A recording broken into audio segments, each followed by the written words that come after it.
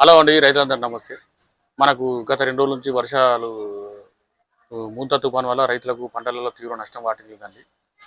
చివరికి 6 నెలలు కష్టపడి రైతుల శ్రమంతా వర్షం పాలైంది. మనం చూసుకుంటే ఈ వర్షానికి రైతులు పూర్తిగా దెబ్బతిన్నారండి. కోలుకోకుండా అయిపోయారు. ఆహ్, మనం ప్రధానంగా చూసుకుంటే ఈ వర్షాల నుంచి మనం ఉన్న వరిని ప్లస్ పత్తిని ఎలా కాపాడుకోవాలి అనే విషయాలపై నేను పూర్తిగా మీకు రైతులకు డీటెయిల్స్ తెలియజేస్తానండి. ప్రధానంగా చూసుకుంటే మనకు వరిలో మనకు వర్షాలకు పంటలో తీసుకోవాల్సిన జాగ్రత్తల గురించి తెలియజేస్తానండి. పొలం మడిలో నీళ్లు ఉంచకుండా మనం వచ్చిన వరద నీళ్లు వచ్చినట్లు కాలువల ద్వారా బయటికి పంపాలండి. ఈదురుగాలు వర్షం ప్రభావంతో నిలవారిన వరి కంకులు నీటిలో తడవకుండా జాగ్రత్తలు తీసుకోవాలండి. వర్షం తగ్గాక పడిన వారిని కట్టలుగా కట్టుకోవాలి. దీంతో నీటిలో తడిసిన గింజ రంగు మారకుండా ప్లస్ అది కుళ్ళకుండా ఉంటుందండి. మన వరి వరి ఈ విధంగా చేసుకోవాలండి. కోతకు సమయం ఉన్న పంటకు తెగుళ్ళ నివారణకు మనకు ఒక పంపు 30 గ్రాములు సాఫ్లైజర్ స్ప్రింట్ కలిపి పిచికారి చేసుకోవాలండి. కోతకు సిద్ధంగా ఉంటే మనకు లీటర్ నీటిలో 5% ఉప్పు ద్రావణాన్ని కలిపి చల్లాలి. ధాన్యం తడిస్తే బాగా ఆరబెట్టాలండి. ఇదివరకే చాలామంది రైతులు వరి పంటను కోసుకొని ఆరబెట్టారండి. కానీ వర్షానికి చాలా ధాన్యం తడిసి ముద్దయింది. ఇది మొలక వచ్చే అవకాశం ఉందండి.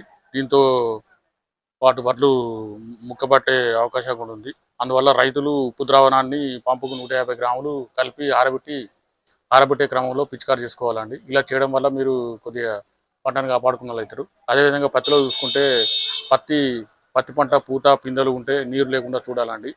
వర్షం తగ్గిన వెంటనే తడి పత్తిని ఎగరద్దండి. మొలకలపైనే బాగా ఆరిన తర్వాత తీయాలి. తీసిన పత్తిని పొడి ప్రదేశాల్లో పాలిథిన్ కవర్పై ఆరబెట్టాలండి. తడి పత్తిని నిల్వ చేస్తే బూజు పట్టి రంగు మారే అవకాశం ఉన్నది. అందువల్ల నాణ్యత దెబ్బతింటుందండి. అధిక తేమ వల్ల కాయలు కుళ్ళిపోతాయండి. దూది రంగు మారిపోతుంది, నాణ్యత దెబ్బతింటుంది. దీని నివారణ మనకు ప్రూఫ్ పావు లీటరు ఎకరానికి కలిపి పిచికారి చేసుకోవాలండి.